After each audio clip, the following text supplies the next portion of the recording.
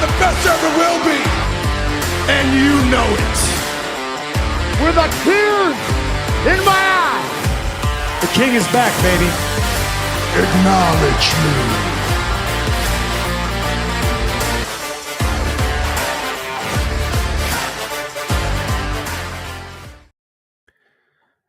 Episode 307 of Top Rope Nation. We're here on a Monday afternoon with you to talk a little AEW All In, and we have a very special guest making his return to the show here with me today. We will have Jesse Velasquez on the program. He's having some technical difficulties right now, so Jesse is just going to do the run-in whenever he gets those fixed, but he will be here. Justin Joint is at work, so he couldn't join us live. This is not our usual recording time, but we needed to record earlier.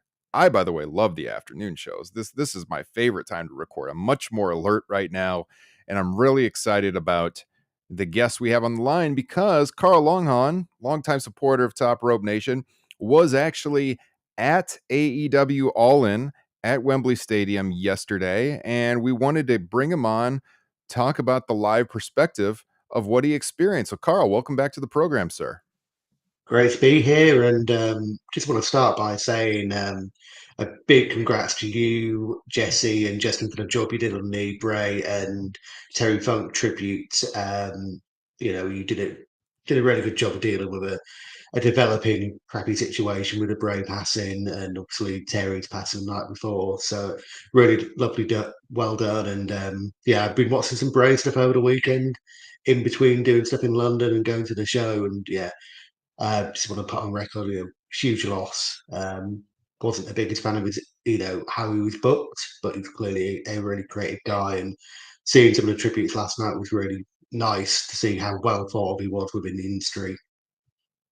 Well, thank you very much. I appreciate the compliments on the show. It was a very tough one to do last Thursday night, but we've gotten some good feedback on it. It's doing well from a downloads perspective too. And I was a little nervous about that because, whenever there's a death in the wrestling world, unfortunately, they're going to click that. They want to hear the takes on these people's careers. And it's like all this pressure.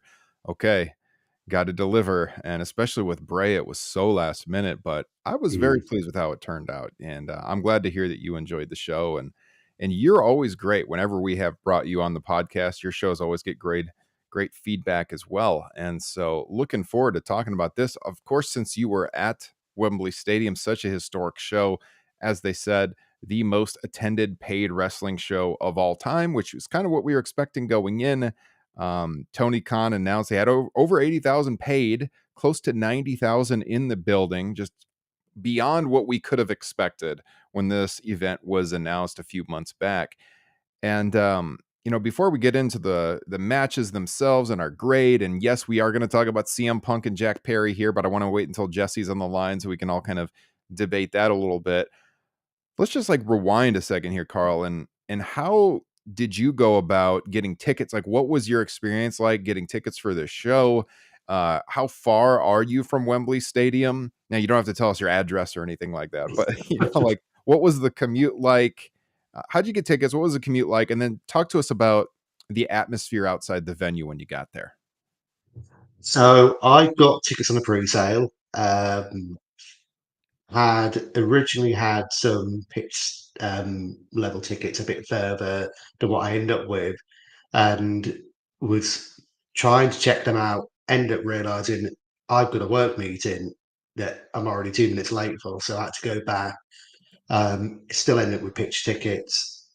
Really easy process. Ticketmaster is actually, to be fair, not too bad when it comes to the checkout process and that sort of thing. So like everyone, I think just sign up for the link, sign up for next year's link as well. In terms of how far I am, I'm about, so it's around a 2.5, 3 hour train journey into central London, and then I stayed West London, not too far from Shepherd's Bush. So that's about a 40 to 50 minute journey to Wembley. The sphere at Wembley, even from early. So I went up to Wembley on yesterday morning around 10 o'clock to go get this T-shirt before the merch stand got too busy, and even then I waited 25 minutes. So there was already that amount of people there. Hmm. The atmosphere outside the stadium was good. It was an interesting crowd because I went there thinking it's probably going to be 60% hardcores.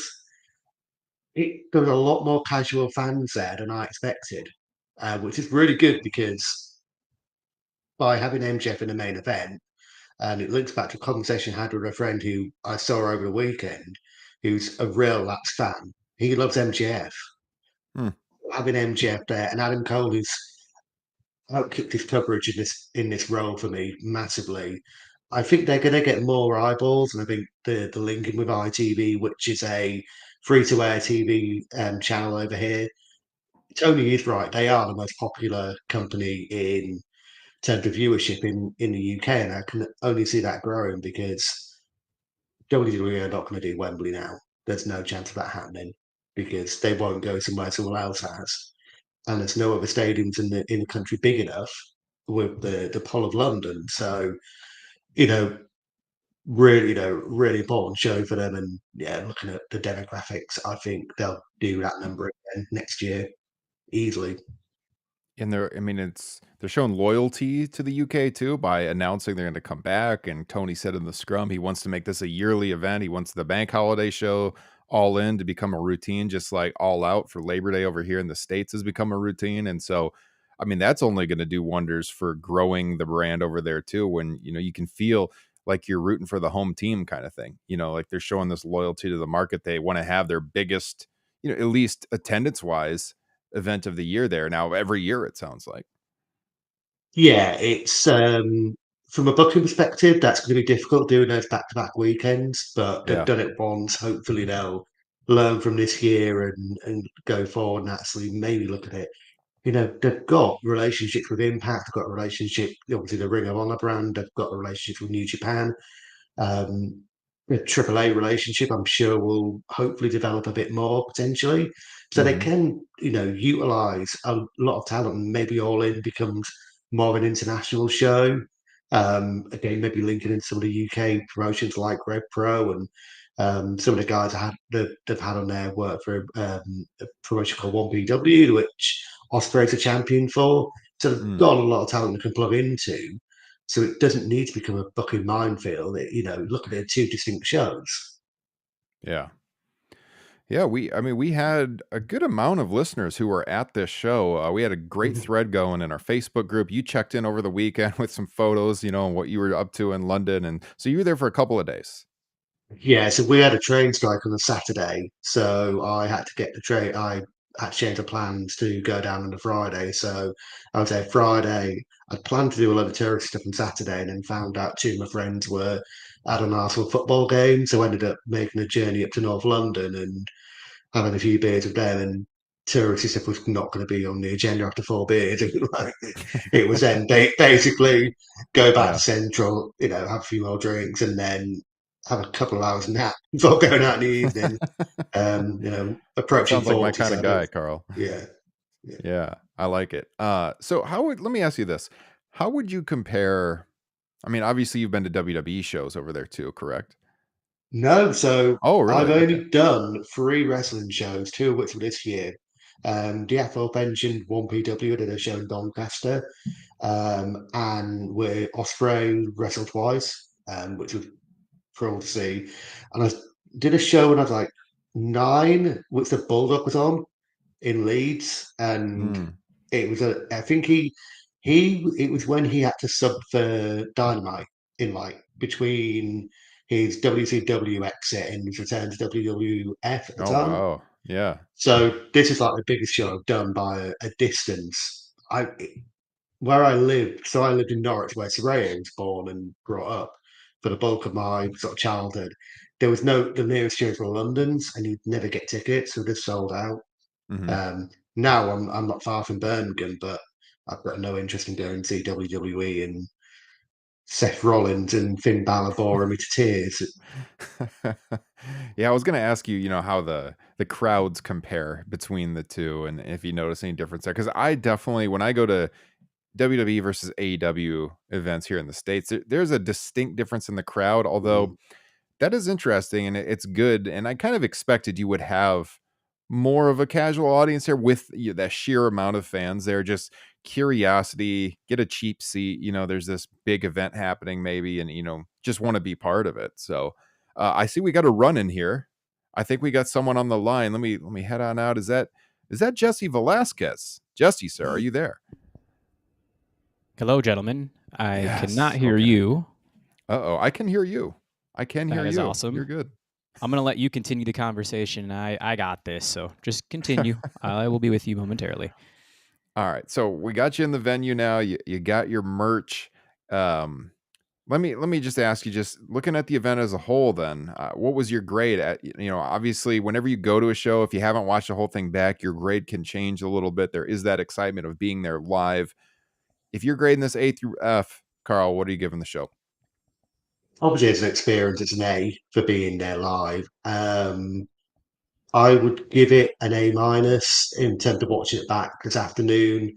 I felt there was one incredible match, another match that over delivered, and a main event that, whilst I foibled with it, still did what it needed to do in terms of elevating promotion, elevating the guys involved. So yeah, an A minus, but yeah, A probably super A plus for being there live.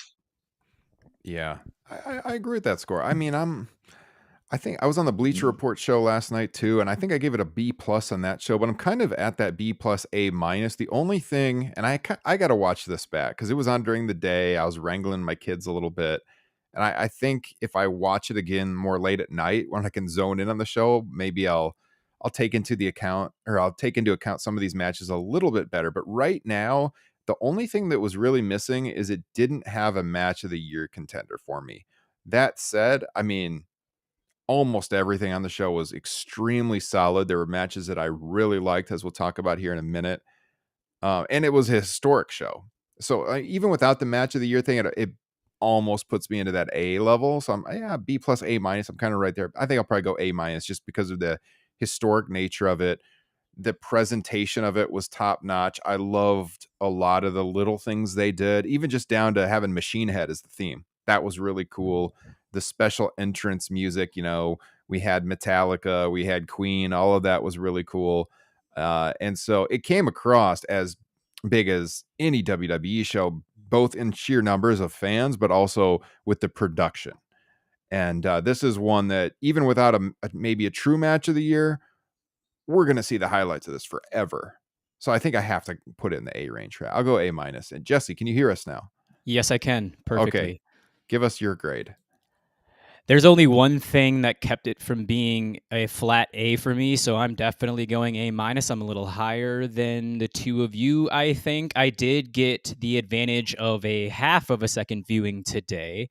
I got through the first two matches twice and the last two matches twice. I will explain the reason why I'm dropping this from an A to an A minus, as tedious as this is, when we get to that match.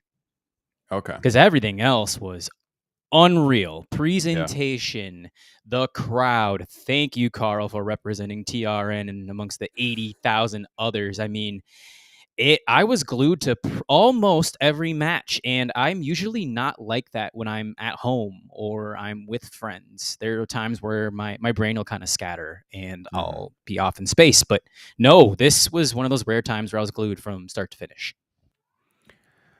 Tim chimed in the chat, said FTR versus Bucks was match of the year level. Won't win, but it was excellent. I agree. It was a great match. I don't know if I'd have that on my ballot. We'll see at the end of the year. I got to rewatch it though, to be honest. I did really like the match, although I didn't think it was at the level of their other two matches. I think it was just, to me, it was missing. I don't think the build to it was great. It was missing something, even though it was even though it was very good. Ryan was glued to his Guinness, Tim says, and that's true. Carl, I don't know if you went back and watched our live thread. I had a few Guinnesses during this show. Yeah, I smiled at that because I'd seeked out a pub in central London on Saturday that had been rated the best Guinness in central London, and yeah, it was message about the influencer that sent it. Like, yeah, thank you for this pint. It's really good. It's actually the cheapest pint I had in London, Oh, wow. which is bonkers because it was in Mayfair, which is one of the expensive parts of the city. Yeah. Here's where our viewers were at with the poll over on Twitter. We had, about 54% gave the show an A, another 30% a B. I mean, it has to be A or B. There's your usual trolls chiming in with their D and C votes, but I mean, that kind of shows this is the very top level WWE AEW pay-per-views. This is kind of the response they get. Maybe sometimes a little bit more even one-sided on the A, but I mean overwhelmingly A B. So a resounding success, no doubt about it. Carl, what was your match of the night? FTR Young Bucks, Yeah. without a doubt, they absolutely hit it out of the park with what they did and left enough in the tank, I feel, for further matches down the line, which, can sometimes be a criticism that too much is done. But actually, the way the match finished, they've got more in the tank. And I mean, hopefully they'll go again soon, because otherwise it's that tag division just needs boosting up that bit more from where it's been at recently. Mm-hmm. Were you surprised by the result? Yeah. Yes. I jumped out my seat and cheered because I love FDR. But yeah, I was expecting the Bucks to win and make that maybe what I'm touching on there. That they're going to have to get the belts of FDR because Cash is going to do some time. You would expect even in Florida, he's still going to get at least a obligatory bit of time inside. You would think found guilty. I'm not certain on that. Because like we talked about on the pod, this might be a difficult one to prove. I don't know if this Mm. result shows AEW's own conviction on how this is going to turn out, no pun intended. But like if they don't think it's going to stick, then obviously they felt comfortable going with this result. But I mean, I was stunned because I figured if there's any uncertainty, they got to just move the titles over the Young Bucks, and so I was stunned, which added to the match though with that uncertainty for sure. Jesse, your thoughts? I mean, it's unanimous. Slam dunk match of the night for me. Completely shocked by the outcome. Was very impressed with the callbacks throughout the match. I love the Cash Wheeler missed 450. Back into the super kick ended up being a 2.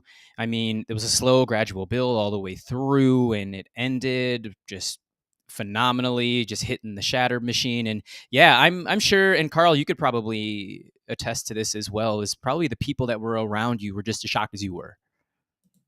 Yeah, and to answer Tim's question about was there a Wheeler chant, there were multiple interesting chants going on during that match. From a couple from two people that we'll mention during the Saraya match that I had some interaction with during the outcome of that match. But yeah, there was a lot of shock. The guys sat next to me were just saying like he was an FTR guy as well.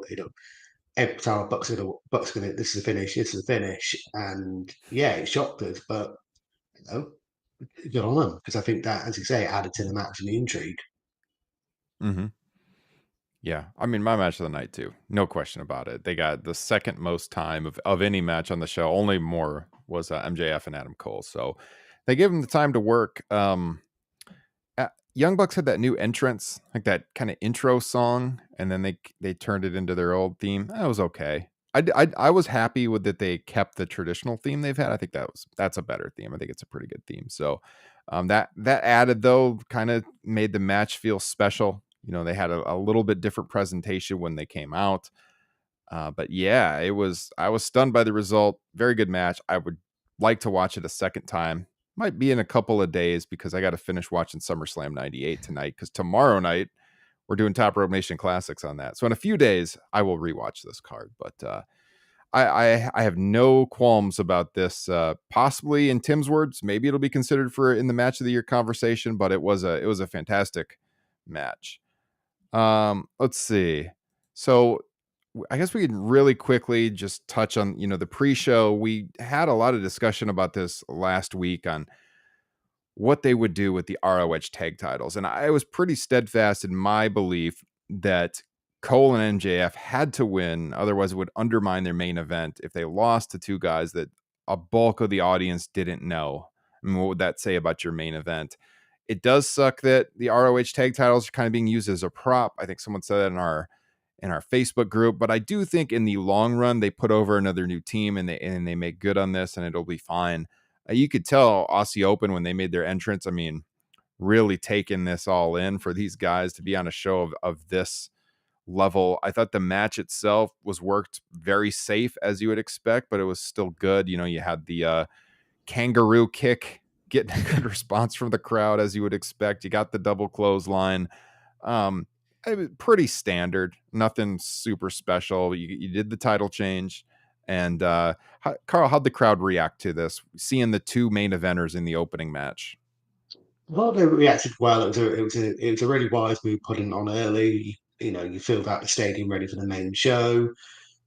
I think most people expected MJF and Cole to win on the day when they're actually looking at it and thinking, okay, there's two good reasons for it to happen. One, you don't want your main event is losing in the opener, and also Aussie Open probably need to be moved into the AEW tag title division to bulk up that.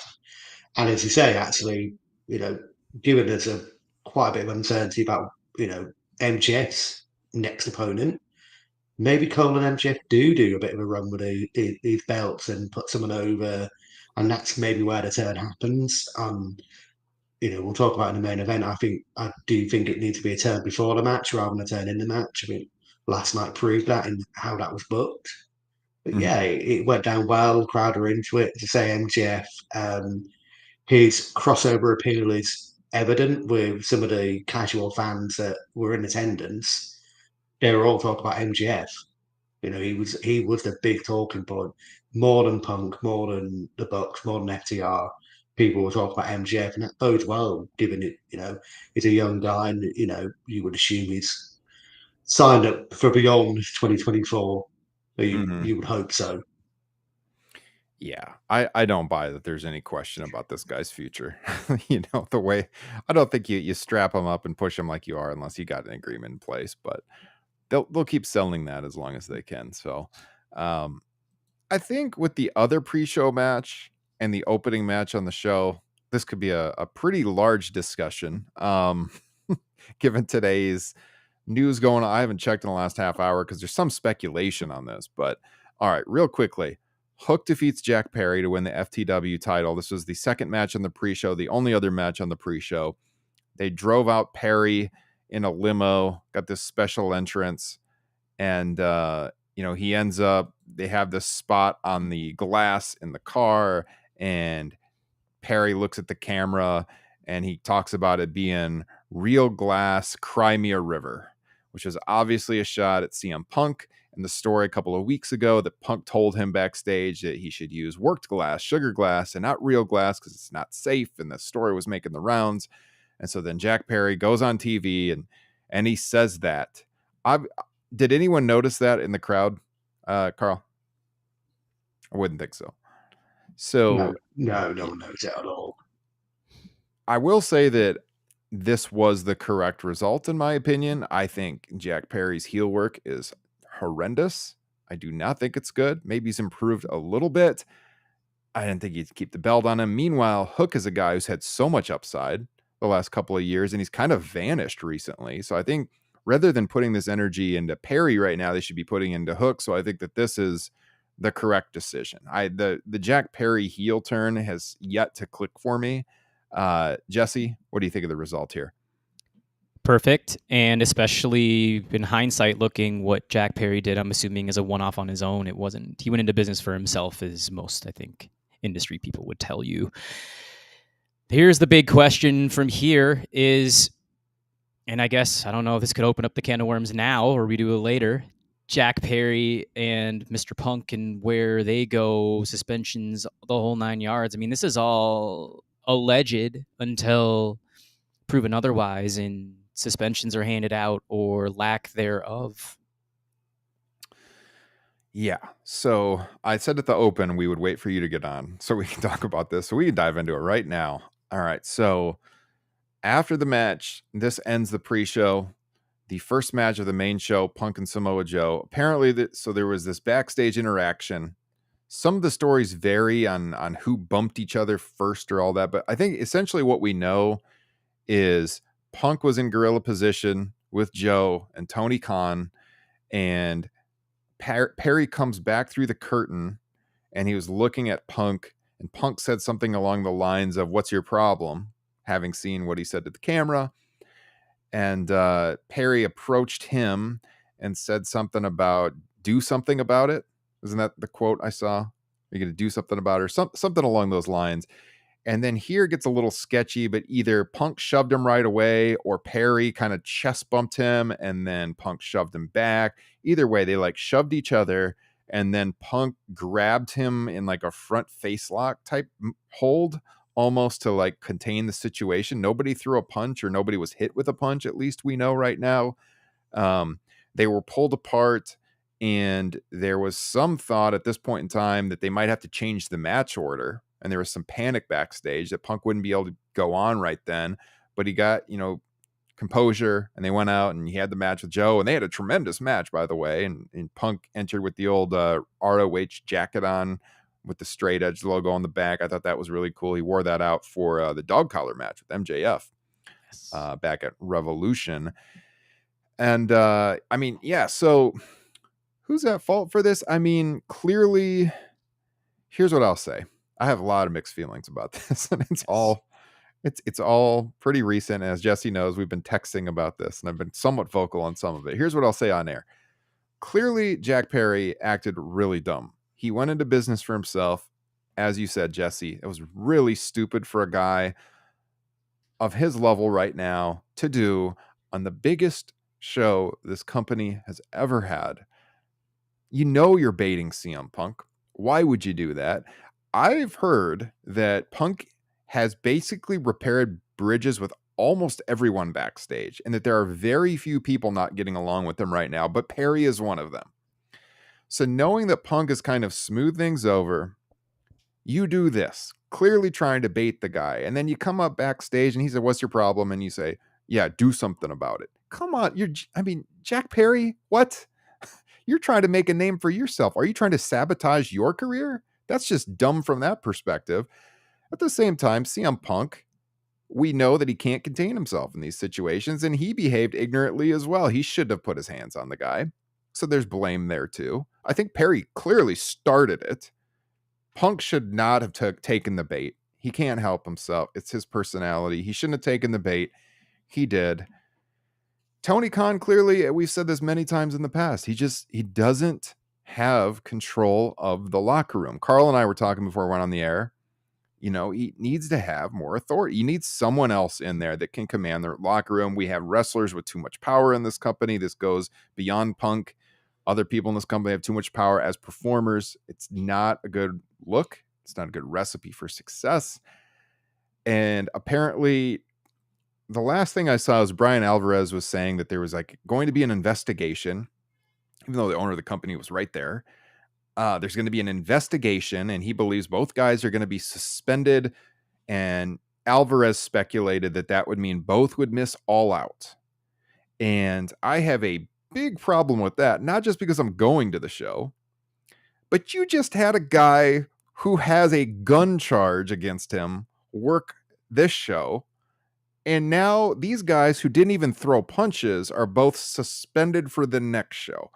You got to have some consistency here. Now, if you would have said Cash Wheeler can't work the show because of this situation, okay, that's one thing. And then these guys, they can't work the show. All right, you're being consistent.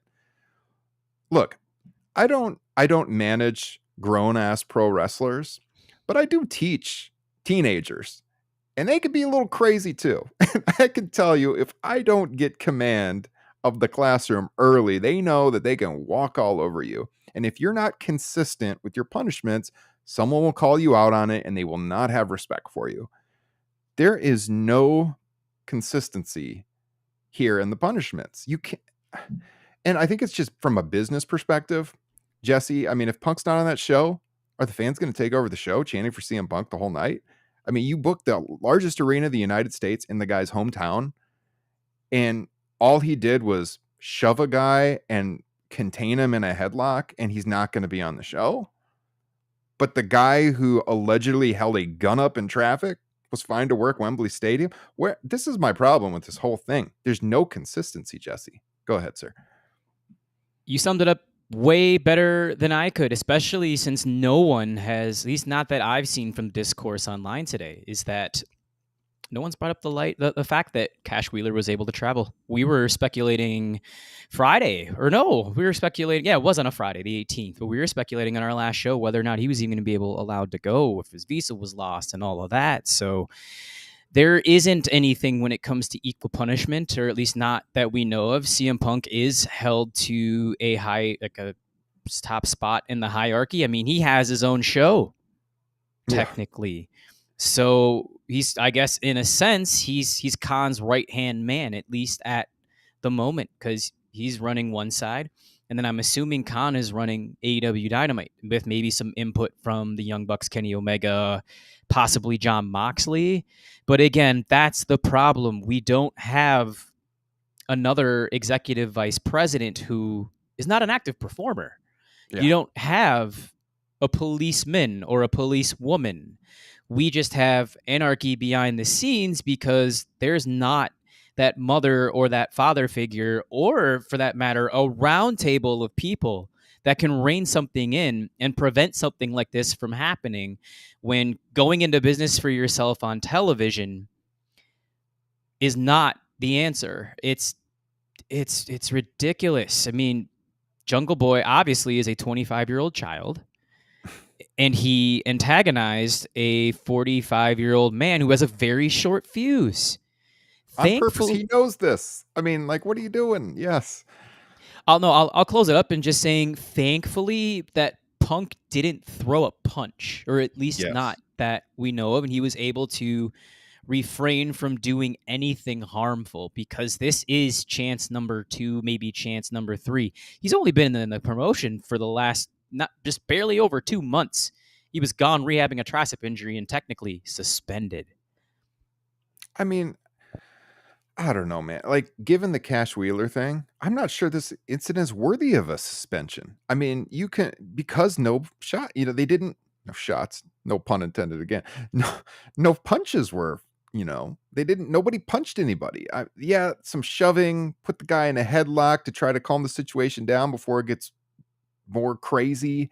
There was thoughts that Punk could quit after this. Punk has very much been vocal that he wants a drama-free locker room, which is why he has made the moves he's made on Collision, where he's banned people from he just doesn't even want to take a chance. He wants to have no drama in the locker room. And here he couldn't avoid it. And then the guy goes on live television and he takes a shot at him, which is, we know the Hangman situation he got so pissed about because he went off script and said the thing in the promo that nobody noticed, but he noticed. Well, here everybody noticed it. Everyone knew that's plugged in online what Jack Perry was talking about here. 25-year-old child. I mean, you're exactly right. We know Punk's reputation backstage is far from sterling among a lot of people. He's been trying to rebuild that reputation. I know that Jack Perry's reputation ain't super great backstage. I can tell you that for sure. There are some people in AEW that thinks he has an attitude problem, that thinks he's arrogant, which is commonplace in pro wrestling, I would say. But he does kind of have that reputation. So these are two just combustible elements, and it could have been way worse than it was. Punk, I think, just putting the guy in the hold until they got pulled apart was way better than the alternative. Was it good? No. You shouldn't put your hands on the guy. You should know better by now. You've been in the business a long time, and the other guy should have known what was going to happen. So, and then there's Tony Khan. So, Carly, would you like to chime in? Yeah, I think you guys have covered all the points. I think Punk, how is it any worse than Brett and Shawn in '97? And they were kept off TV for 3 or 4 weeks. I get maybe potentially because there's a lot of traveling going on today that they've put out these statements through Alvarez, through Houseman. I've seen put some stuff out about this potential suspension. I think just to hold things back a little bit, I would be shocked if what we're hearing is true, that those suspensions stick. My worry is that if there is truly suspensions and there's more to it, if Punk did throw a punch legally, I don't know where that would leave him, because I'm assuming as part of his return we know there's some illegal agreements in place. There's certain things he has to meet. I just think people need to, on all sides, just need to firstly look at what happened last Thursday. And actually, life is far too short to be bringing petty politics in. And Yes. Tony needs to look at a company he referenced in his post-show scrum, WCW, because he talked about things going in the last 22 years. Well, one thing that did go with WCW was having multiple top-end performers with too much political control. Not just Hulk Hogan, Kevin Nash. Eric Bischoff was an active performer and was involved in the creative process. You had people like Dusty, um, Sullivan, all involved in that creative process, who all had interests or political reasons. Mike Graham wanted to constantly bury Benoit and co. It didn't work out in the long term for WCW. They ended up with a massive budget, becoming a money loser. And do you not think the Khan family at some point, if AEW started losing that sort of money, which is not likely, would pull the plug? Of course they would. So Tony needs to take a step backward and go, we're having these issues in the locker room. I'm having one of my top stars saying, effectively, it'd be like John Cena saying in the mid to late 2000s, Laurinaitis isn't coming to SmackDown while I'm on there as head of talent relations. But effectively, what Punk has said with Chris Daniels. And actually, should Chris Daniels be head of talent relations? Really, as someone who's a fairly recently retired performer, still he still technically could be classed as an active performer. I just think Tony needs to look at his management structures and get some more people without horses in the race involved, because these issues are going to continue to happen, and it's not good for anyone. And the platform they've built in the last few months with All In and with this, link to the UK and the Warner Brothers deal as potential streaming deal that they may have, which will see them doing more shows. There needs to be a tighter ship run, and Tony needs to, if he can't manage it because he's not got that personality, bring the people in who can do it for him. Mm-hmm. You could help book shows, but get someone else in there to command this locker room, because you obviously can't have this kind of thing. I know Fightful's report had noted that Perry was going to be going on vacation. Like, he had a pre-approved vacation. I believe that was in their initial report on this. And I mean, if that's truly the case, that's even more irresponsible for this guy to be like, I'm about to be gone for a while, so I'm just going to start some shit. I mean, how arrogant is that? And then, I mean, I also saw, I think Wade Keller from The Torch, he had said that, and this kind of jived with what I said in the Facebook group last night when this was all going down, that backstage, Perry was getting most of the blame for this among talent. That, it wasn't, we've had obviously situations where the talent came down hard on Punk, but here, I mean, according to the locker room, Perry's taking most of the heat on this one. And I think should be the case. And that's what's happened. That doesn't mean there's no blame for CM Punk. He should have touched the guy. Obviously, he has a short fuse. He should know better. But this kid should not have done this. And it was super irresponsible. And it's put creative in a bind now, because they've been booking out this world title situation. I know that Cole and MJF have been very hands-on with that. They have a long-term plan for where this is going, and this obviously screws that all up if Punk's really suspended or if he's out totally. And I really like the Real World's Champion thing. I mean, I'm really, really looking forward to a unification match between Punk and MJF. These guys have had awesome matches in the past. To lose out on that kind of money with the buy rate that would draw, I mean, hell, we talked about it last week. They could do it in Chicago. They still could do it in Chicago. Maybe they tell Punk, all right, you work this match, you're dropping the belt, you're losing to Max, whatever. But I do think it's a long-term story with lots of money they can draw. And now this has thrown a wrench into that. And, Jack Perry shouldn't be thrown around his way to screw with the main event title picture. No, not from someone who's gone on the brink of being a potential contender. You look 6 months ago, he had the match with Christian. I believe came on the show, or maybe the one before, saying that he's one more big feud away from being into that picture, and he's going down the card. It's gone Yeah. from a prominent feud with Christian to, messing around with Hook. I like Hook, but he's messing around with Hook on the pre-show for a fake title, really, in my opinion. So Yeah. he should be thinking, I don't want to be taking these risks in my career. Clearly, he's got an attitude problem. He did some public appearances over here in the UK, actually some in the town I live, and the overwhelming feedback was he came across as an absolute tool, just unapproachable, arrogant, Wow. and it's like where I live is a really working class down to earth area, and they just hated him. Mm.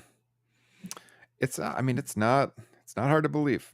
That's not hard to believe based on some things I've heard. So, super unfortunate all around. Very frustrating. Everyone's talking about this coming off such an awesome show that did so much for this company. Jesse. The vacation wrinkle is something I didn't know. So if you add that in, then this makes it even worse. Then that almost puts the Honus 95.5 on Jack Perry over CM Punk. I have two things.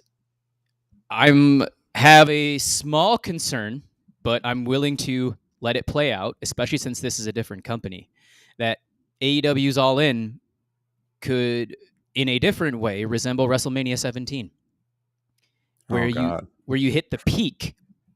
You have a tremendous card. I think this All In card is top 3 in the history of the promotion. WrestleMania 17 hit its peak. WWE hit its peak. However, that was because of something that happened on screen. You're having something else happen completely off screen. You're having a main player that could potentially be suspended once again, reprimanded once again. And if you take that piece of the puzzle away, that is going to, in turn, mess with the order of events moving forward. And like you stated earlier, Ryan, is that the examples of nobody there to enforce it. We're going to continue to hammer this home.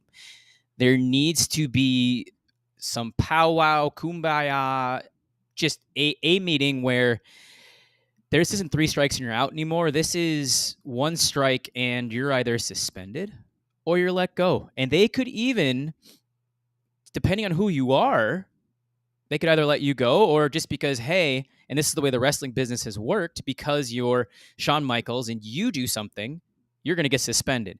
Whereas somebody who's a lesser talent and it happens to them, they're fired. That's just the way it goes. And there wasn't any wrongful termination stuff going on back then in the 90s. I mean, I don't know how that would work in 2023, but that was just word soup coming out of my mouth right there. Just kind of my collective thoughts on the whole situation. I'm trying to look into the vacation thing. Let's see. I think maybe the way it's written is a little confusing. So Alvarez had written at one point earlier this month, Jungle Boy had a vacation planned. He wanted to do a pre-taped angle with a car to write him off TV for that week. Punk told him no. He felt it was too dangerous to do a broken glass spot and said they cared about safety. Jungle Boy was upset about that. That is very different from the story that Jack wanted to do a dangerous spot as a way to avoid having to go to work. So apparently the vacation was about after this car spot from a few weeks ago, not after All In. I think I have that wrong. And the Fightful report says, to clear up a misconception regarding their prior argument and Perry trying to not come to work the next week, we're told he had a pre-planned and approved vacation. Okay, so the vacation was before All In. I got that wrong. That wasn't after All In. Well, now he's on vacation anyways, based on the suspension apparently that is happening. So a lot of wrinkles to this story. Yeah. He also got a full endorsement from Christian Cage for that 4-way main event at Double or Nothing. They all got endorsement from their mentors. You had the Luchasaurus match at Full Gear, which was arguably a show stealer last year. Carl mentioned the match with Christian at Revolution. So he was definitely on the ascension. Now it's just a problem of a heel turn gone wrong and now backstage antics and just his ability to not necessarily play nice, but to just do his job is now fearing in his career and is not going to be looked at lightly anywhere that he goes. They're going to look at him if this starts to really rise up through the cracks as a potential locker room cancer. So the chance of him being hired, look at a Tessa Blanchard who can't get hired anywhere. I know Jungle Boy's not to that extent, but just think about what this could do for his career. Yeah, I mean, this kid who a lot of people thought had the pedigree to be a big star, and he's been given every opportunity to succeed by this promotion. You don't want this reputation as the guy in the middle of the card who potentially could work his way up, but wants to start shit with the main eventers. Unscripted stuff. Go into business for yourself. That's never good. Certainly though, like, he hasn't earned the freedom to be doing that kind of thing. Nor should, I mean, it shouldn't ever happen to begin with, but like, he doesn't have the stature in the company to get away with that. Like, doesn't he understand CM Punk has a lot of sway backstage? We have seen this over the course of the history of AEW. So in the end, I do think there's responsibility for everybody. I think it was really dumb for Punk to put his hands on the kid, even though he was goaded into it. We know he takes the bait. But honest to God, I blame Jungle Boy more, Jack Perry, on this. I think he went into business for himself, and it was really stupid given the enormity of this event. And I mean, the whole thing's pretty disgusting, though. So I don't really have anything else to say unless you guys do. All right, we will see what happens this week and how that affects next weekend, because they got Wednesday night to really put together a card. I mean, they can do some stuff on Collision, but you're 24 hours from the show at that point. I mean, Wednesday needs to be a hell of a dynamite, because we got 5 matches announced for All Out right now. None of them are main event level, and so we'll see what they do. Let's breeze through the rest of this, you guys. We already talked about FTR and the Bucks. The 6-man Bullet Club Gold, Takeshita taking on the Elite. This was interesting, by the way the match order was, because you had Perry right before Punk, then Punk's out there with Joe, and then you had the 6-man with the Elite right after Punk was out there. Punk winning, by the way, didn't surprise me at all. I thought that was a very solid match. I mean, there's a lot of people with qualms about doing this match after they already had the one where Punk beat him in the Owen tournament clean. I think, yeah, you can definitely make a case that that's not how that should have played out. But that said, I thought they had a very good match. And I know, Jesse, you really liked that one on the rewatch. Yes. 2 consummate professionals, and having watched every Punk and Joe match at least twice, that includes their Collision one. This one, while this was definitely better than the Collision one, I love how well that they know each other with some of the transitions and the spot where Joe just went to move out of the way of a Punk elbow and Punk held on. And later on, Joe moved out of the way eventually, up to his antics. And it was interesting to me that one Pepsi plunge was the finish, especially on a night where finishers were aplenty and only ended up in 2 counts, which was a huge gripe of mine throughout this show. But for the opener, I loved this Punk and Joe match, especially Punk still playing in the Hollywood Hogan role in AEW. I was a little nervous when he did the Pepsi plunge. I'm not going to lie, just with the injury history. Like, oof, his knees take this. But yeah, I agree with you. Too many kickouts. But I was fine with that being the finish here. I think it's more effective. Showed the power of the move. So, Carl, anything on the match itself with Punk and Joe? No, I think I don't think it hurt Joe losing, because he basically beat the crap out of Punk, and the Pepsi plunge quite a nice thing to force Punk to go back to something that he's only used once in his AEW career. I think he used it against MJF. So he's having to go back to how he beat Joe when they were in Ring of Honor. So that made sense. Joe's, for me, always someone who's a handful of good matches and squashes to being, back amongst the sort of top end of performance. So actually, him losing here, I don't think was a big deal. And the crowd went from, I would say, 60 to 65% boos for Punk. Certainly in the stadium, it felt there were more boos and cheers for Punk. Crowd popularly won.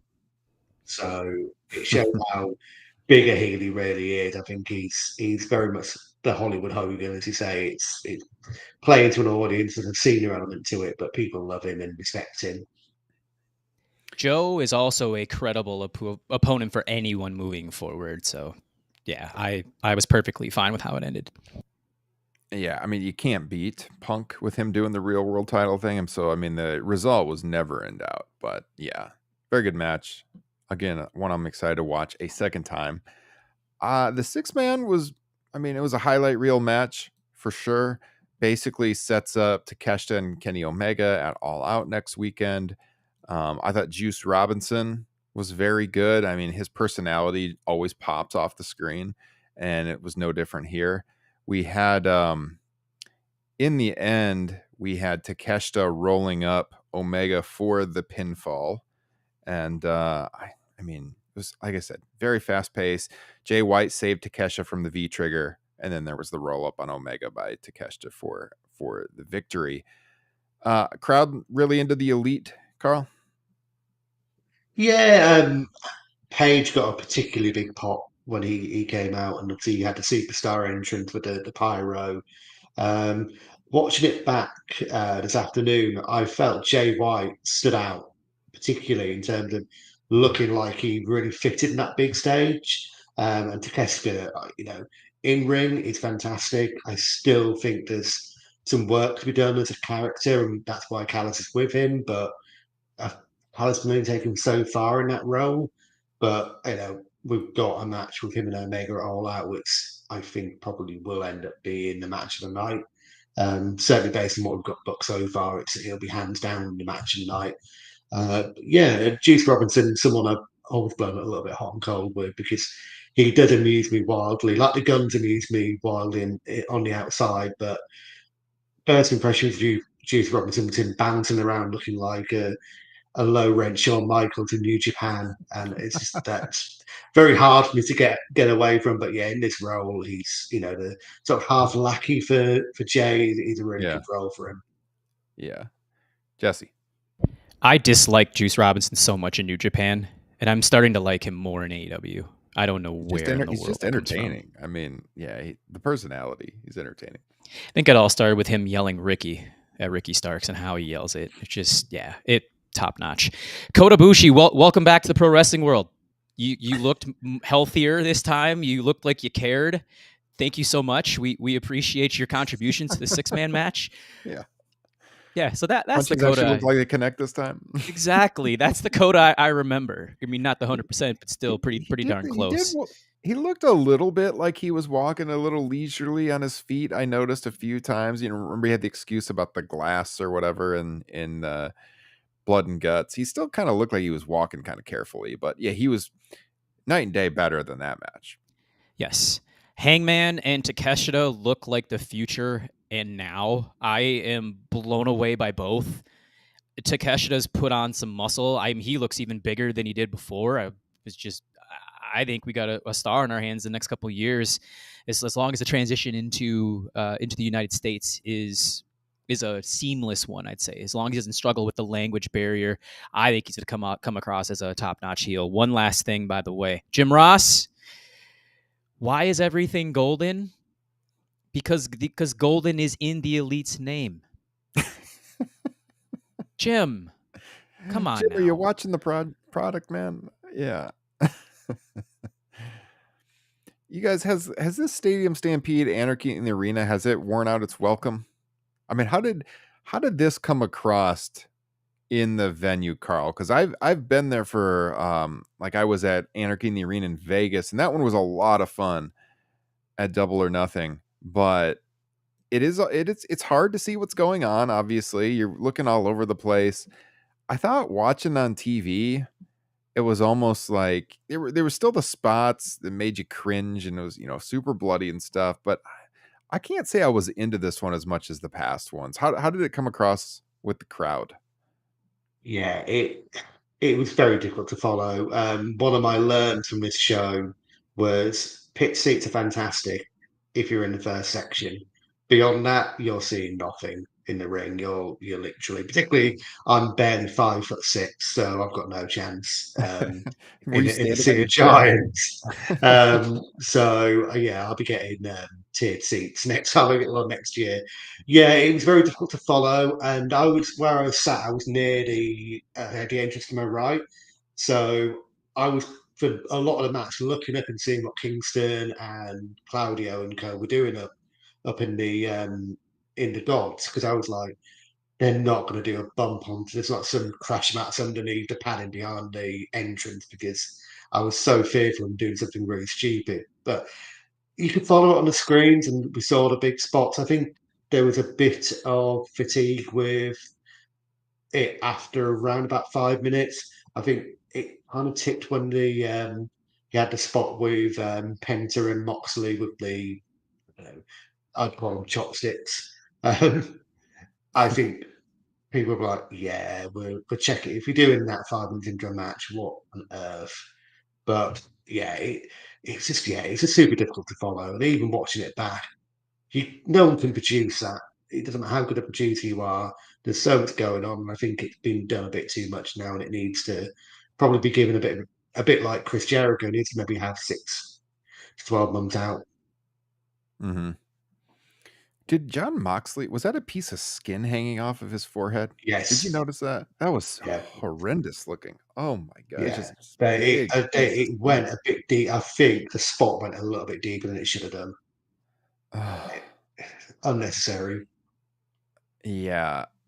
I mean, in the end, I guess you saw that Orange Cassidy can get hardcore, and he got the pinfall, wrapped his hand in the glass covered duct tape, hit Claudio with the orange punch, scored the victory for his team. But yeah, I think desensitized is the word. It didn't carry, it was a spectacle. There's nothing really that stands out to me other than the acupuncture sticks in Moxley's head, the shot of Moxley and Kingston like against the table with the barbed wire, motionless, and the finish, and like the rest is just kind of there for me. I don't know. Jesse, thoughts? I like this one a little bit more than most, but I think bring this back in 3 years when it warrants it instead of making it tradition. Yeah. I mean, especially since, as Carl alluded to, that there's probably 77,000 people that had a real hard time following it. This is where it helps to be at home to watch something like this. Trent took a very nasty pile driver by John Moxley. That was just wicked. I only have a couple of more things that I liked about this as well, with the best friends all hugging while Wheeler Yuta was just a pool in the middle of the ring. I thought that was a tremendous callback.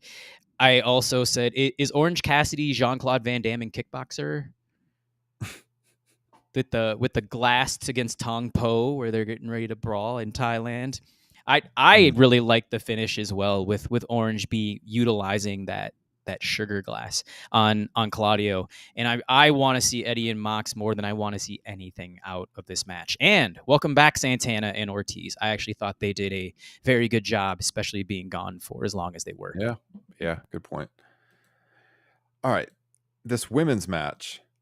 I think you're gonna have some fun things to share here, Carl. But we did have Saraya maybe shocking the world. Man, it wasn't so shocking though after her entrance, because they paid all this money to play Queen, and she comes out to "We Will Rock You." At that point, I'm thinking, oh man, she's gonna win the title, isn't she? Taking on Toni Storm, Hikaru Shida, the champion, and Britt Baker.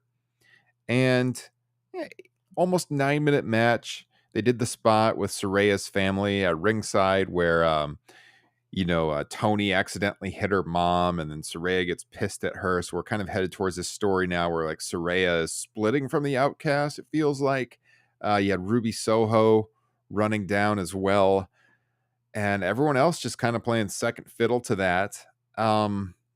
Yeah, I don't know what this means for Saraya as champion. I would not have predicted it coming in, but it seemed like they were booking this show for the moments, for the home country, like they wanted to see Saraya win the title. And I am sure you were overjoyed, Carl, with Saraya's victory, weren't you?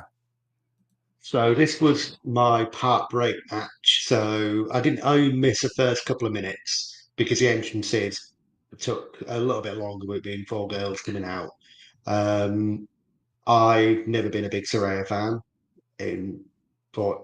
She's insufferable at times, particularly in the latter days of WWE. I booed when she won, said, "You don't deserve it, you suck." And 2 people in front of me moaned at me. These are 2 people that booed CM Punk and then cheered CM Punk. So yeah, and they were also chanting about Cash has got a gun. So I don't hold their opinion in particularly high regard, to be quite frank. Mm, It was booked for the moment, and I was saying to you, Ryan, before we came on air, this is one of Tony Khan's problems: is that he's a nice bloke, and he'll make decisions like this when actually the decision should have been keep the belt from Sheeta because give her the run because she actually could, have good matches. She can wrestle regularly. I'm not convinced, despite what Saraya says, she is able to yeah, regularly wrestle. And you don't have the problem of the fact that what's Saraya? Is Saraya a face now? Is she a heel? If she's a face, she'll be back heel in a couple of months because she's not got that likability at all. And in that instance, if you just stick with the hand, and it's clearly been done, I think, for a Mercedes match down the line. But I don't think that's happening for a number of months. She was still wearing a walking boot yesterday, hmm so she's not healed. She's probably 2, possibly 3 months away from a recovery. And then, do you want to go straight into that, or so you're looking probably Revolution? I can't see Saraya carrying a belt for 6 months. I mean, it wouldn't surprise me if she loses it to Storm, straight back to Storm, and it's like you're back where you started. And yeah. Storm's whole character about losing her mind kind of goes out the window because she's got the belt again. It didn't go down well with me. It went down reasonably well with some home fans. One good thing about watching this live versus watching on the video, I didn't get to hear the Knight family's vocal interjections during the match. Again, a family I don't hold in particularly high esteem, and they're lucky they weren't, haven't gone the way of some others from the speaking out stuff from 3 years ago, because there's a lot of smoke to those fires from growing up in Norwich. There definitely was. Yeah, I was just gonna say you grew up in the same area, so I mean your Yep. opinion carries some weight here. Yeah, I don't know if they do a rematch at All Out. Like, do they do Sheeta and her, and Sheeta wins it right back, and the Outcast costs Saraya the title? I mean, it just feels kind of pointless to do that. But the whole thing is odd because you made this point that Sheeta didn't have her chance, and then you already take it off of her. And there's always this criticism out there that Tony's booking the WWE women too strong over the homegrown talent, and like this just plays into it. I don't know, man. I mean, if you're a Saraya fan, it was a nice moment, for her. Thought she'd never wrestle again and everything, but there's a lot of logistical problems with this booking wise, Jesse. I have a lot of things to say, but I'm going to condense it as quick as I can. Tony Khan bought Saraya 75 cents on the dollar in terms of her talent and where she's at health-wise. She hasn't wrestled in 6-7 years prior to Full Gear last year. So, and she's been relatively inactive for over the course of the last 10 months. So the ring rust is obviously still there. She's great in a managerial role. I thought she did a good job in the WWE too, but to crown her as champion, he was truly hoping when he made this announcement that Saraya would be up to speed by now and she'd be able to carry this torch for a while. And now all it's going to be seen as is, number one, a moment, and number two, she's going to be a transitional champion. Mm-hmm. All right. Women in the death spot. We see this argument online all the time. I am going to, if you're a fan of women's wrestling, fast forward right now, please. Oh, uh-oh. I'm going to be blunt. I don't think Tony Khan really cares that much about this division, at all. He's going to throw you that bone with the occasional Dynamite main event like Britt and Thunder Rosa had. Sheeta's, I know, had a couple of main events, but it's usually it's Britt, it's Sheeta, it's Tony Storm. But outside of that, there isn't enough on the bone to get you fully invested in this division. You get one match on the All In card. You get nothing on a 2-hour pre-show. And if you're going to continue to gripe about this and you expect things to change, I have news for you. It's been 4 years. Tony Khan is not going to change. This is something that he's on the level of what we criticize the WWE for and their booking decisions. This is just something that is not Tony Khan's calling card. And it's going to take more than just the locker room themselves to speak up about it, because nothing's been done over the course of the last 4 years. I thought this actually was a pretty good match. It was a car crash for 9 minutes. It was fun, but again, at the end of the day, women's wrestling in AEW is going to be background fodder, unfortunately, and Soraya's probably going to end up being a transitional champion. Yeah, I can't disagree with anything you said. I think you said it pretty much perfectly. Yeah, I mean, because I don't think there's any long term in this at all. So it's just a moment, and we move on. But again, undermine Sheeta. I don't get it. Don't really get it. So, all right, we got 4 more matches, and we got to breeze through, or my wife's gonna kill me because she's making supper right now. I know I got the kids waiting on me. So, and we're what, hour and 5 in? All right, we're gonna breeze through this. Darby and Sting, Swerve and Christian. Thought it was sweet that they had Metallica for the Sting entrance. Joker Sting, it's okay, but if they're gonna do this, I got to get Surfer Sting at some point in time. I have to see Surfer Sting again if we're gonna see all of the Stings, and Surfer Sting is the way to go. So I'll put up with this for now. But Metallica was sweet. Darby Allin, I don't know if this guy's gonna be walking in 5 to 10 years. I don't know how he takes the bumps he does. You know, the falls he took on the coffin here. Swerve Strickland is always good, although like you always kind of wonder, is he a heel? Is he a face? By the way he acts out there. Christian is tremendous. We've talked about him constantly on this podcast recently. He continues to be very good. But the match was fine. 16 minutes. I didn't think it was particularly great, but it wasn't bad. It was pretty much what they wanted to do. How'd this come across, Carl? Yeah, it came across really well because it was Sting and people were up for seeing Sting.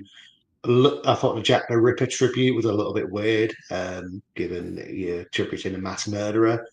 But there we go.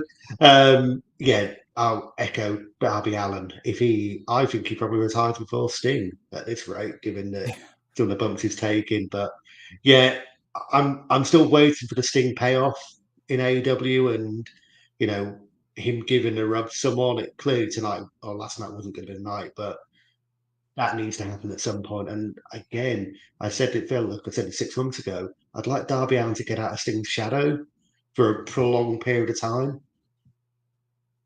Yeah.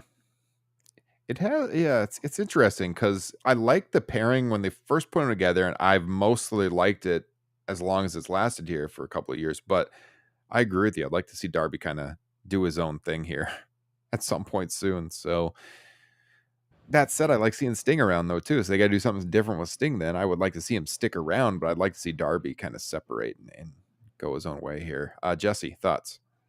Tony Khan has an endless amount of money. Seek and destroy Metallica, Bush Machine Head to open the show, Queen in the middle. I mean, wow, that Khan family. Good Lord. Darby Allin channeling 2019 with his no-handed moonsault, as well as his wide array of maneuvers, just to show how special and how different he is. Because this match was very good, but we had just got done seeing 3 fantastic matches, 2 car crashes. This was built to be different, so they did a phenomenal job here. Swerve had a very good performance as well. Technically, the match shouldn't be over because Swerve's hair was sticking outside of the coffin. Yes. If Good we're taking point. the baseball bat was blocking it at one point, I believe Darby's foot was blocking it at one point. So why doesn't Swerve's hair count in this either? Yeah. I really want to see Swerve Strickland get some wins here. I'm getting a little bit nervous, so I'm going to wait till the end of 2023 to reserve judgment as to where they're going with him, and he just needs to get some more victories. He's too talented not to. Yeah, I mean he's great. Do you agree with me though? Like sometimes he acts like a babyface out there, like the way he reacts with the crowd and stuff. I mean, I think he's a very good heel, but like he calls at the crowd, and it's like, aren't you supposed to be like this dastardly heel right now? But I mean, I agree. I'd like to see him continue working his way up the card. I think he's uber talented, especially in a promotion right now. Again, I think that is a little bit devoid of heels. Yes. So Jericho and Ospreay. Jericho plays himself to the ring. I mean, it appeared the crowd loved that. Carl, crowd into it. Once he stopped doing the Freddie Mercury AO tribute, yeah, it took a while to get going, but yeah, we enjoyed it. We sang along to it. I did prefer to it a bit of a self-masturbatory sort of thing. I think I called it a wank fest to someone in a queue for a beer, that he's playing himself out just so he can say Fozzy played to 80,000 people when they were playing a 2,500 venue 2 nights before. Yeah. Yeah, I got into it, and his night got better from the singing himself in, I felt, personally. What was your reaction to Osprey?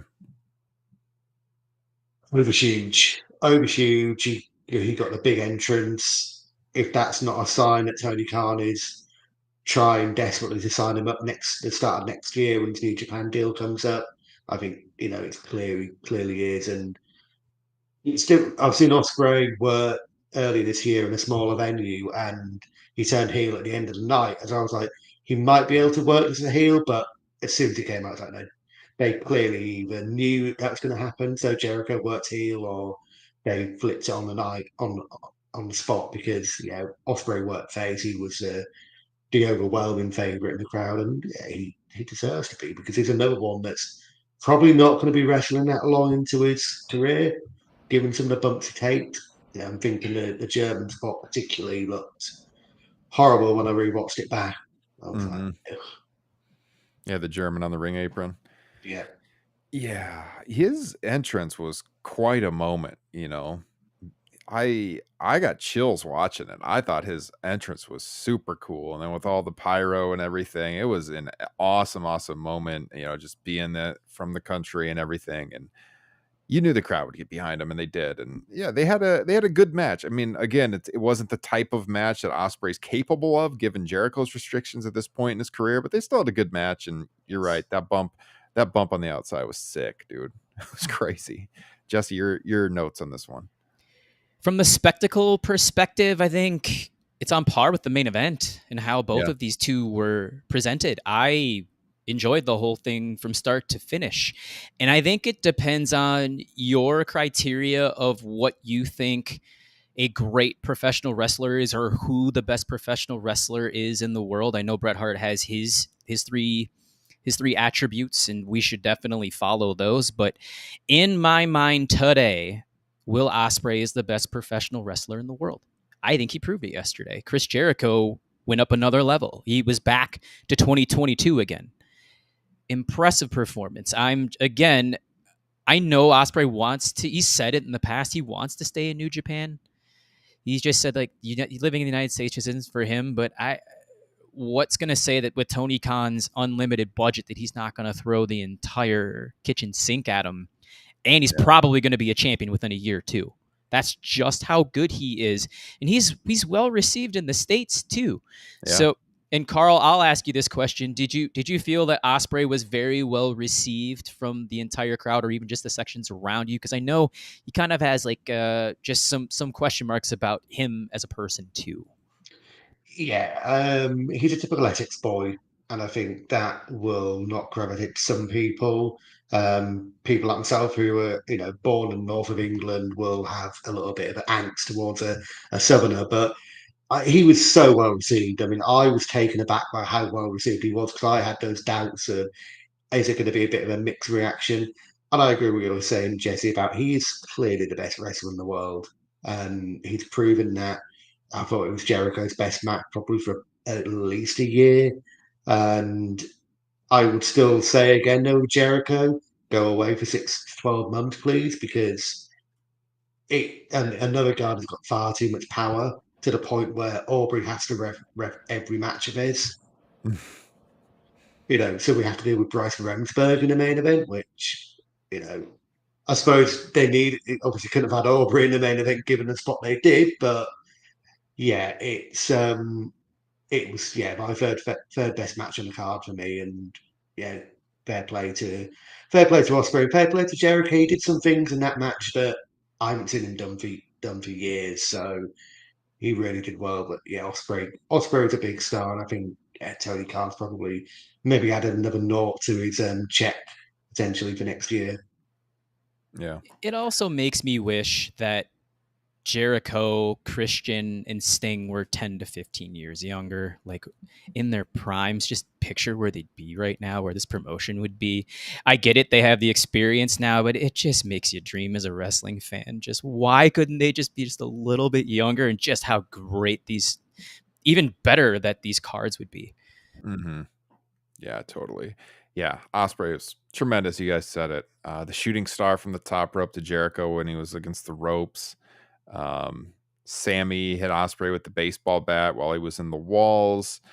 We had 2 Stormbreakers for Ospreay to get the victory. But yeah, I mean, this was like basically felt like Ospreay's bulldog at Wembley moment. You know, you didn't have that many home countrymen on here. I mean, you had Saraya, you had Ospreay. Ospreay was the big, massive star. You could tell, like, he got the star treatment for sure, as he should. I agree with you guys. Probably pound for pound best wrestler in the world. All right.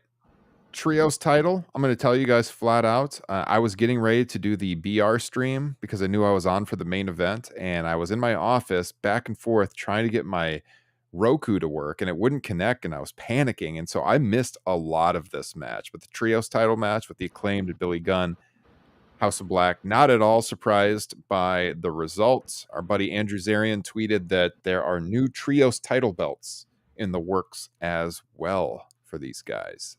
But yeah, not surprised by the result. Jesse, how was the match?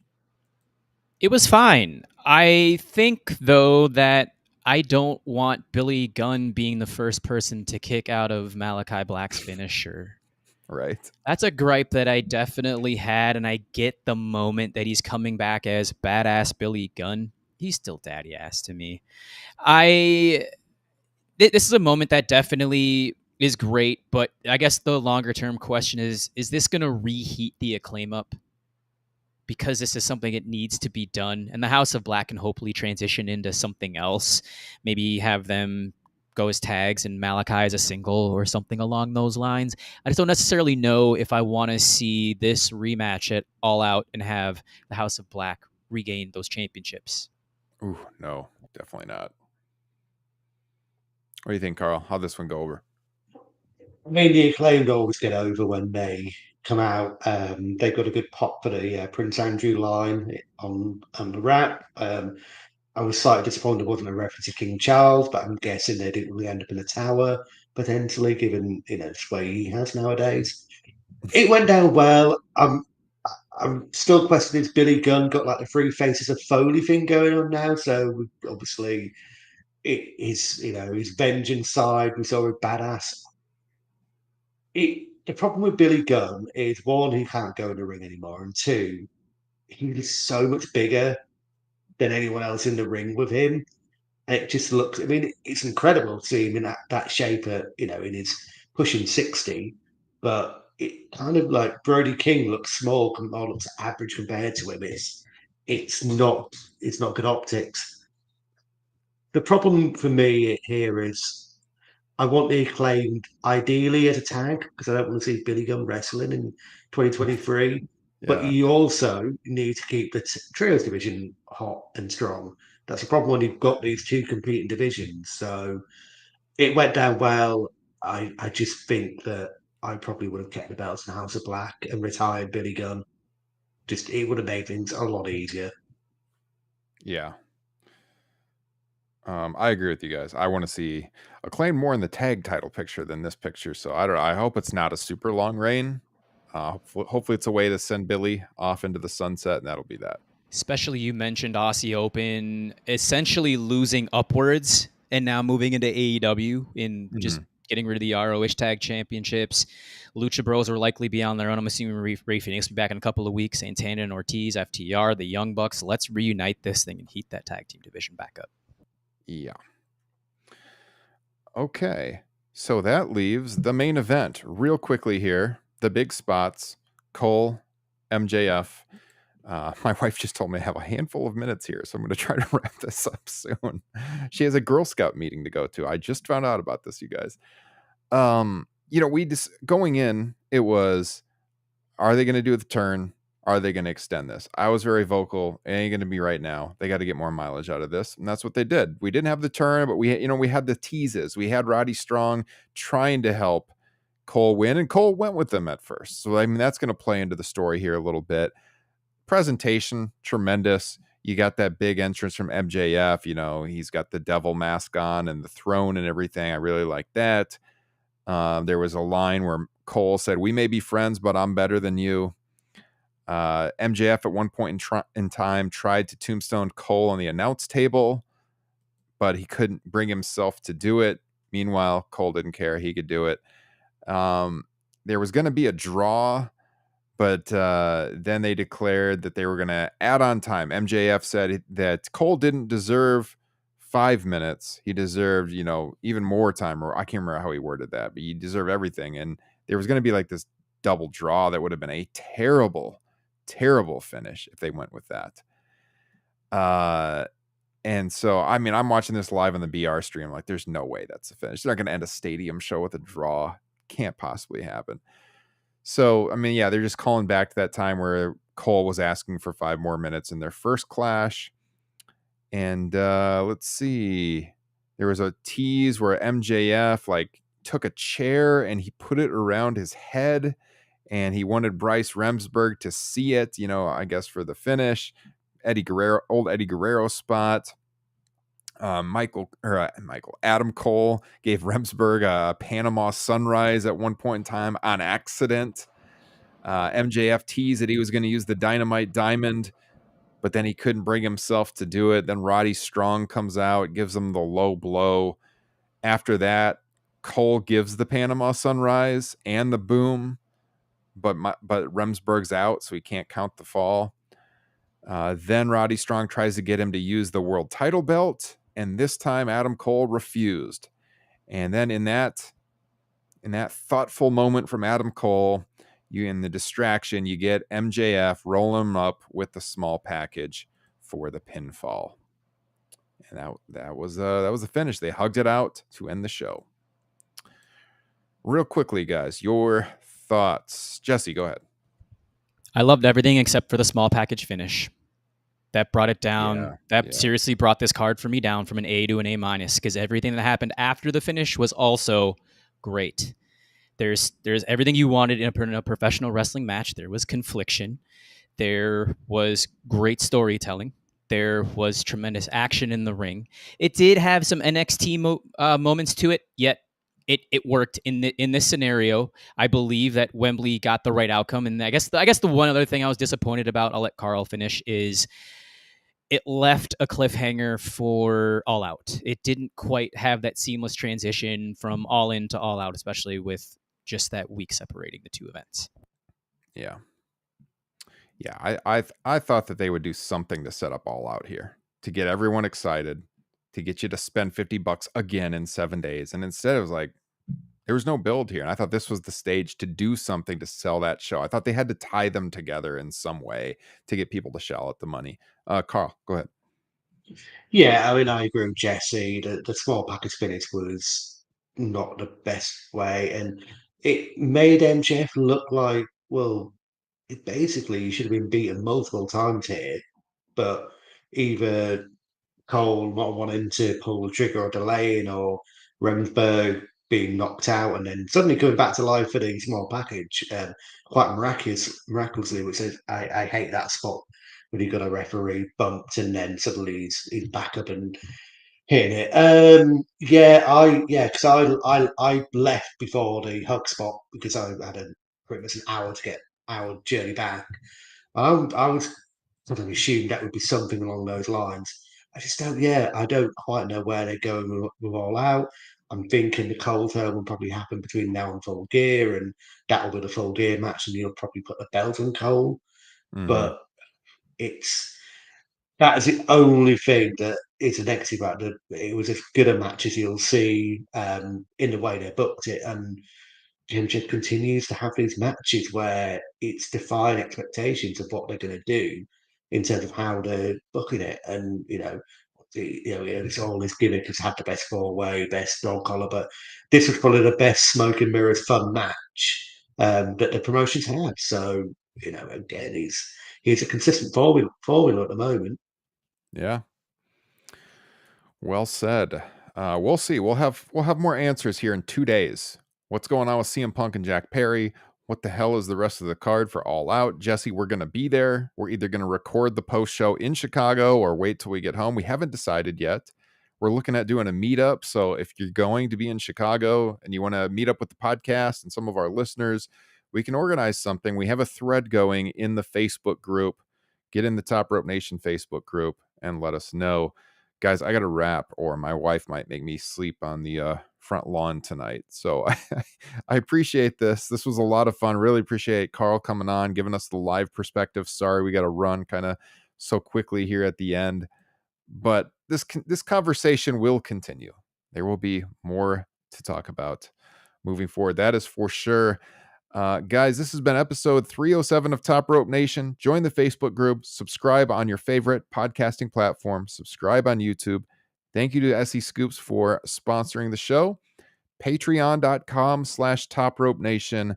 Tomorrow night, SummerSlam 98. We're recording exclusively for Patreon. Check it out. Jesse, thank you, sir. Thank you so much, Ryan. I'll see you in 24 hours. Yeah, Carl, appreciate it. Always great to have you on. Cheers, guys. All right. See you soon, everybody.